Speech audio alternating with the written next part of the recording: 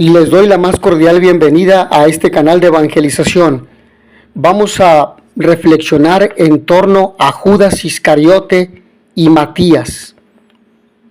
Es importante al mencionar a estos dos apóstoles y son llamados por Dios, por Cristo. Es un aspecto importante. Cristo los llamó. Y quisiera referirme también no solamente a Judas, sino a la persona que después fue escogida para sustituir a Judas, es decir, Matías. Ya solo el nombre de Judas suscita entre los cristianos una reacción instintiva de reprobación y de condena. El significado del apelativo Iscariote es controvertido. La explicación más común dice que significa hombre de Queriot, aludiendo a su pueblo de origen, situado cerca de Hebrón y mencionado 2 veces en la Sagrada Escritura, en Josué 15:25 y Amós 2:2, capítulo 2, versículo 2. Otros lo interpretan como una variación del término sicario, como si aludiera a un guerrillero armado de puñal, llamado en latín sica. Por último, algunos ven en ese apodo la simple transcripción de una raíz hebreo-aramea que significa el que iba a entregarlo.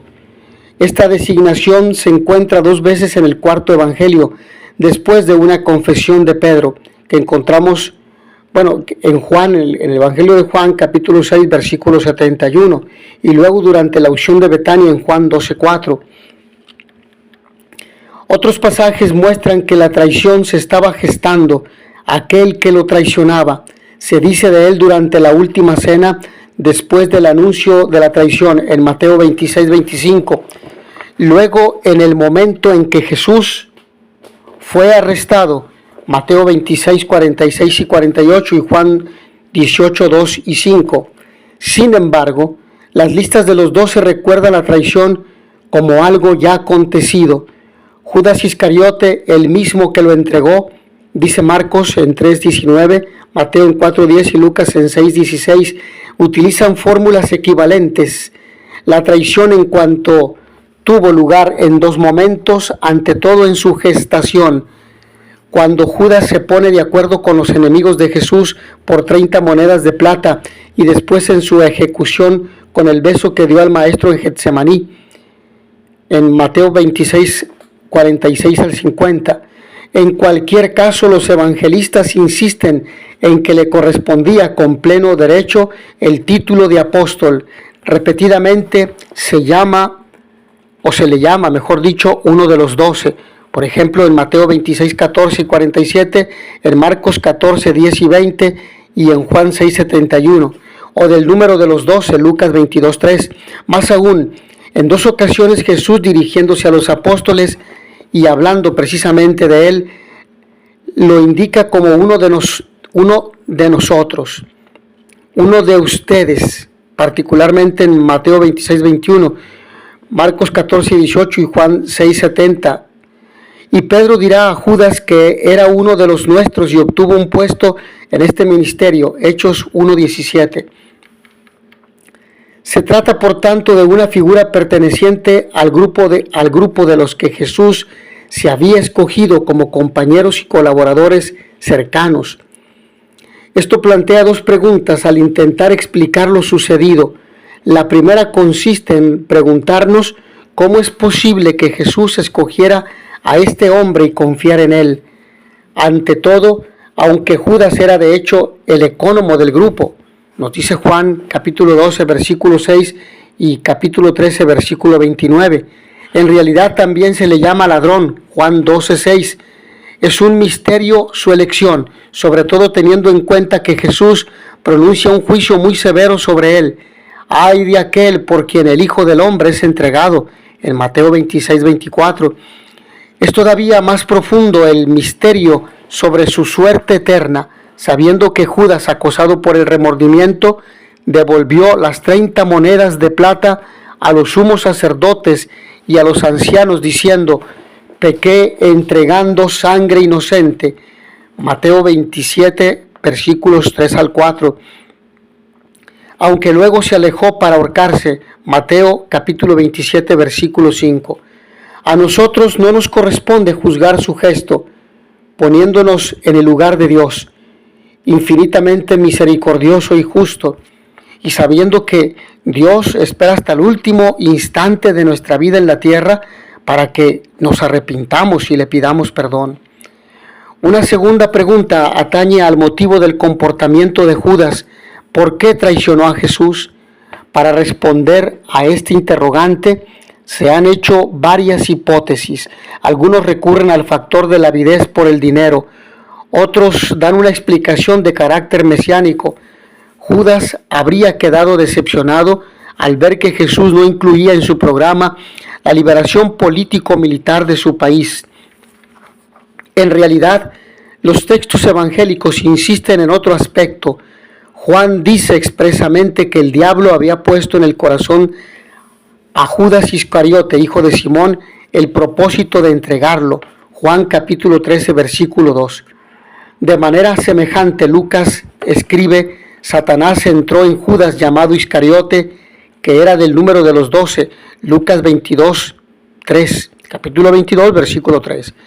De este modo se va más allá de las motivaciones históricas y se explica lo sucedido basándose en la responsabilidad personal de Judas, que se dio miserablemente a una tentación del maligno. En todo caso, la traición de Judas sigue siendo un misterio. Jesús lo trató como a un amigo. Mateo 26:50 nos dice esto.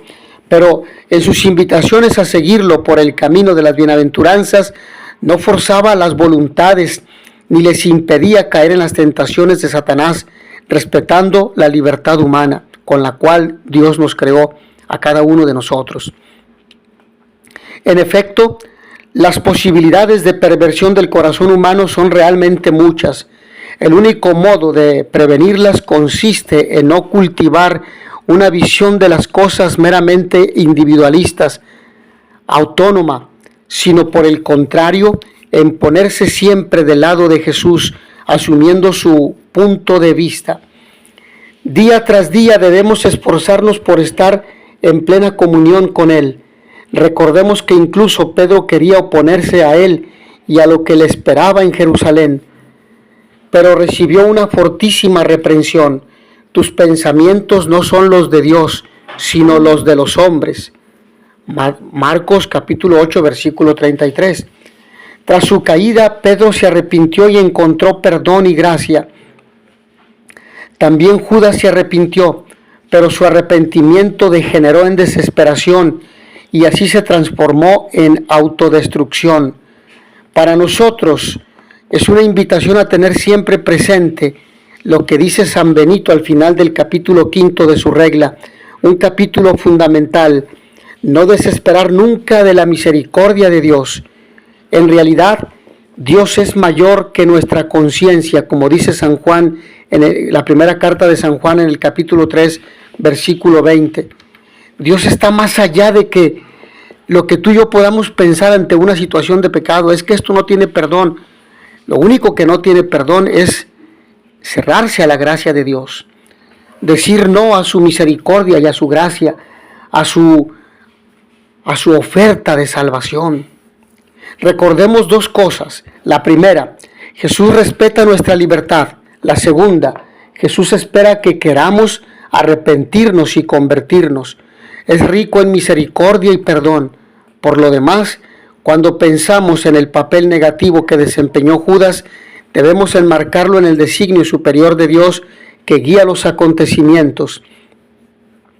Su traición llevó a la muerte de Jesús, quien transformó este tremendo suplicio en un espacio de amor salvífico y en entrega de sí mismo al Padre. El verbo traicionar es la versión de una palabra griega que significa entregar. A veces su sujeto es incluso Dios en persona. Él mismo por amor entregó a Jesús por todos nosotros. Romanos capítulo 8, versículo 32. En su misterioso plan de salvación, Dios asume el gesto injustificable de Judas como ocasión de la entrega total del Hijo por la redención del mundo. Como conclusión, queremos recordar también a quien después de Pascua fue elegido para ocupar el lugar del traidor. En la iglesia de Jerusalén, la comunidad presentó a 2 discípulos y después echaron suertes: José, llamado Barsabás por sobrenombre Justo, y Matías. Lo que dice Hechos de los Apóstoles en el capítulo 1, versículo 23. Precisamente este último fue el escogido. De este modo fue agregado al número de los 12 apóstoles, Hechos 1:26. No sabemos nada más de él, salvo que fue testigo de la vida pública de Jesús, lo que nos dice Hechos capítulo 1, versículos 21 al 22, siéndole fiel hasta el final. A la grandeza de su fidelidad se añadió después la llamada divina a tomar el lugar de Judas, como para compensar su traición. De aquí sacamos una última lección.